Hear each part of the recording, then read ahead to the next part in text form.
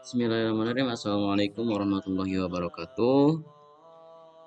Perkenalkan, nama saya Muhammad Ansor dari Prodi Pendidikan Bahasa dan Sastra Indonesia.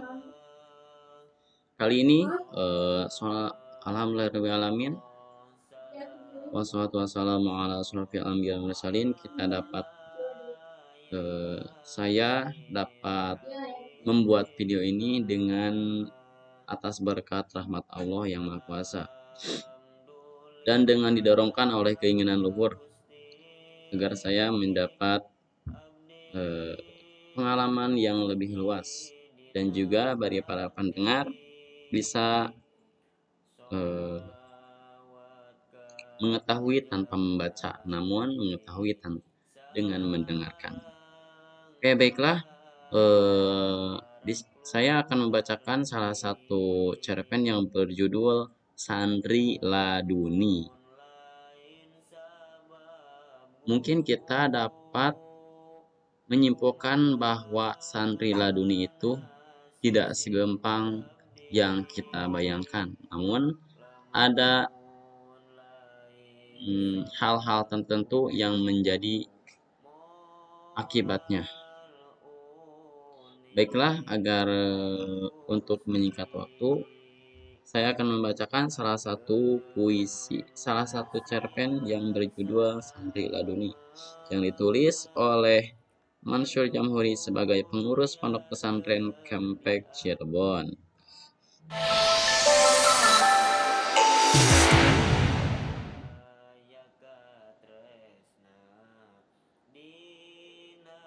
Aku merasa sebagai santri terbodoh di pesantren ini. Habibie sering mengatakan demikian kepada teman-temannya.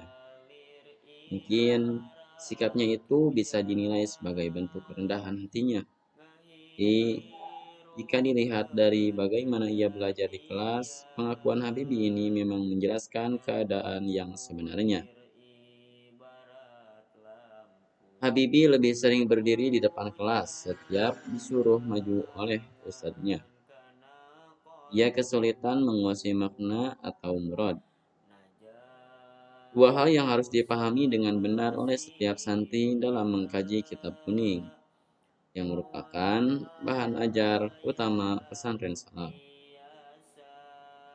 Meski demikian, semua santri tahu kalau Habibie telah berusaha sangat keras. Mulai dari cocogan di asrama, mendatangi Rois di kamarnya, dan tentu saja mengikuti musyawarah kita bersama teman sekelasnya.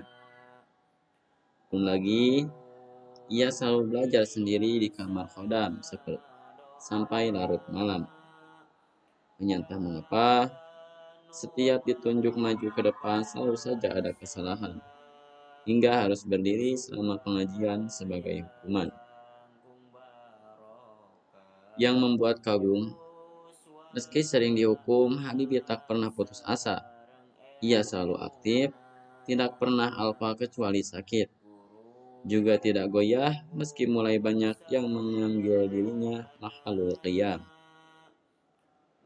Ia tetap semangat mengikuti semua agenda pesantren yang begitu padat. Padahal ia juga sangat sibuk karena menjadi khadam. Kadang Habibie berjaga semalaman di sawah kiai, belanja ke pasar, mengantarkan anak kiai ke sekolah, atau meladeni tamu-tamu kiai yang hampir tak pernah berhenti. Pernah suatu hari Habibie disuruh ngelewat oleh ibu nyai karena khodam perempuan yang biasa di dapur sedang pulang kampung. Setelah beras disuci dan siap dimasak, ternyata airnya kebanyakan. Ia lalu ke belakang dan menumpahkan sebagian air ke lubang di dekat pohon mangga yang telah berusia ratusan tahun. Ternyata di dalam lubang itu ada anak raja jin yang sedang bermain. Anak raja jin kesakitan, berdarah-darah. Raja jin sangat murka mengetahui anaknya disiram oleh santri. Kemurkaan sang raja membuat Habibie pingsan seketika. Habibie baru sadar setelah diberi air doa oleh Kiai Ghafur. Disinilah kemudian terjadi keanehan. Ia terus membicara dan entah pada siapa ia berbicara. Sesekali menggunakan bahasa Jawa, kadang Indonesia, lalu beralih ke bahasa Cina. Tiba-tiba sudah beralih ke bahasa Korea. Bahkan ada bahasa yang semua santri tidak bisa menduga. Itu bahasa dari negara mana? Semua heran. Dari mana Habibie bisa bahasa asing? Pesantren ini tidak ada pelajaran bahasa asing. Dan kepada siapa ia berbicara? Semua tidak ada yang tahu. Karena Karena keganjilan itu, ia dibawa ke kantor pondok untuk ditangani secara khusus. Namun, baru beberapa langkah tubuh kurus pada pengasuh pondok itu tiba-tiba ambruk dan tak sadarkan diri. Pengurus panik. Sebelum akhirnya lurah pondok datang dan memberikan sisa air doa dari Kiai Gofur. Ampuh, setelah air dibasuhkan ke wajah, Habibie berangsur pulih. Kali ini mulai tenang, tapi tak sepatah kata pun terucap dari bibirnya. Hanya matanya yang nampak kebingungan dan terlihat kelelahan. Aku baru selesai mesantren selama 10 tahun di pondok milik Raja Jin Muslim. Itu kalimat pertanyaan setelah benar-benar sadar. Kalian boleh percaya, boleh tidak, tapi aku benar-benar telah menjalaninya. Aku mesantren di alam jin sebagai hukuman karena tidak sengaja menyiram putra sang raja. Pengurus pondok memandang Habibie dengan sedih. Ada rasa kasihan, mereka yakin apa yang dikatakan barusan tentang hukuman, mondok 10 tahun juga Raja Jin. Pasti hanya omongan ngelantur saja, efek pingsan yang lumayan lama. Tapi Habibie terus saja bercerita, katanya ia dibawa ke mahkamah kerajaan. Di sana ia disidang karena telah melakukan perbuatan melanggar hukum. Itu menumpahkan air nasi secara sembarangan, sehingga menimbulkan korban. Kebetulan korbannya adalah anak dari Baginda Raja. Hukumannya sangat berat, yaitu penjara seumur hidup. Tapi setelah diketahui bahwa ia adalah santri yang sedang belajar ngaji dan dilakukan tanpa adanya unsur kesengajaan, maka hukumannya menjadi ringan.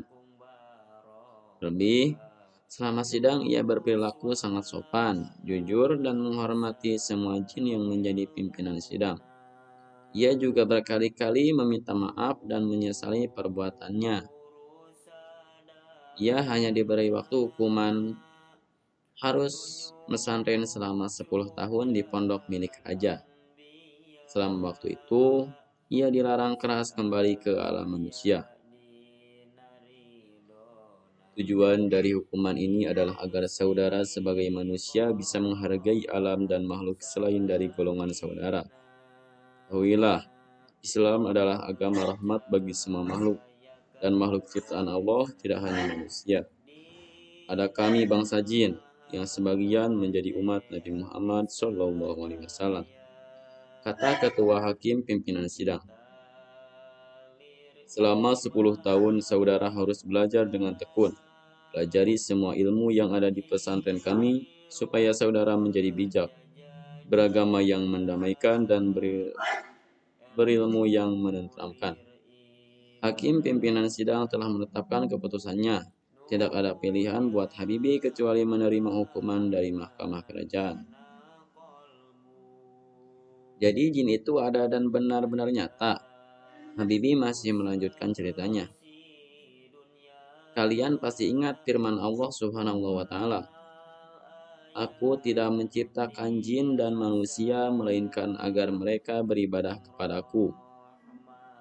Hanya orang yang tidak beriman yang tidak mempercayai adanya jin. Habibie berusaha meyakinkan. Menurut ceritanya, di pesantren yang diasuh oleh Raja Jin, diajarkan berbagai kitab kuning seperti halnya pondok-pondok pesantren di negara Indonesia. Santrinya dari berbagai penjuru alam jin, jumlahnya ratusan ribu. Asrama santrinya sangat megah, bertingkat-tingkat, kamarnya sangat mewah, melebihi hotel bintang 5 di dunia. Terdapat puluhan gedung perpustakaan yang sangat besar dan luas, juga penginapan khusus untuk wali santri jin. Banyak taman dan danau di sekelilingnya, begitu bersih, asri, dan udara yang selalu sejuk di sepanjang hari. Pengajarnya ulama dan ilmuwan dari berbagai lulusan terbaik lembaga pendidikan bangsa Jin yang dipilih langsung oleh raja.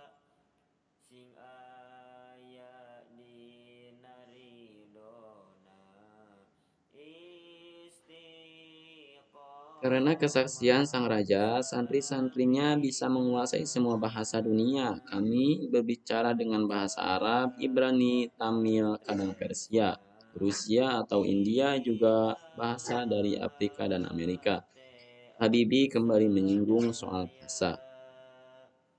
Pengurus pondok saling pandang cerita Habib. Pengurus pondok saling pandang. Cerita Habibie memang begitu meyakinkan. Tapi tetap sulit diterima akal sehat. Mengingat ia mengatakan itu semua setelah sadar dari pingsan. Lalu muncul ide mendatangkan Ustadz Ahmad untuk menguji pengakuan Habibie yang selama ini dikenal memiliki keterbatasan kemampuan dalam memahami pelajaran kitab di pengajian. Tak beberapa lama kemudian Ustadz Ahmad datang. Ustadz paling senior ini langsung menyapa Habibie dengan bahasa Arab. Ajaib, Habibie bisa menjawab semua pertanyaan Ustadz Ahmad dengan menggunakan bahasa Arab dan sangat fasih sekali. Lalu didatangkan santri yang menguasai bahasa Inggris.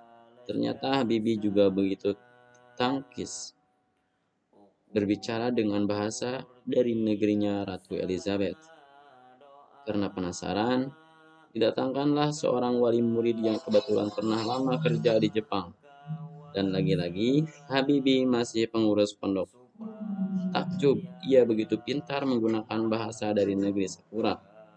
Pengurus, walau dalam kebingungan, akhirnya percaya juga bahwa dengan sebab pingsan, Habibie bisa menguasai berbagai bahasa dunia. Rapat Dewan Asatid belum memutuskan layak tidaknya Habibie diangkat sebagai guru baru. Terjadi perdebatan. Ini pondok pesantren. Pelajaran utama kita adalah kitab kuning, bukan bahasa. Karena itu, jika memang Habibie mau kita angkat sebagai pengajar, maka harus dites terlebih dahulu, baru kita lihat apakah ia mampu atau tidak mengajar di madrasah pondok. Usul Ustadz Ahmad. Semua sepakat, maka Habibie dites. Ujian pertamanya tentang nahwu sorob. Ia diberi pertanyaan dan soal tertulis. Di luar dugaan, Habibie mampu menjawab dengan sangat tepat. Tidak nampak kesulitan sama sekali.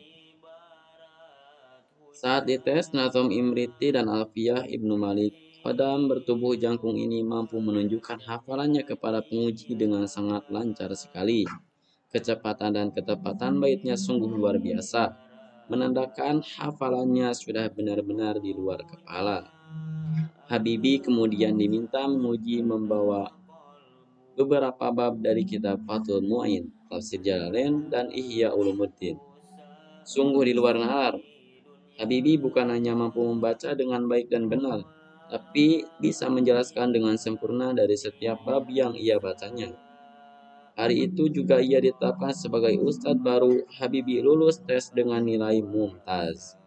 Beberapa minggu kemudian, Habibie diangkat jadi pengurus pondok.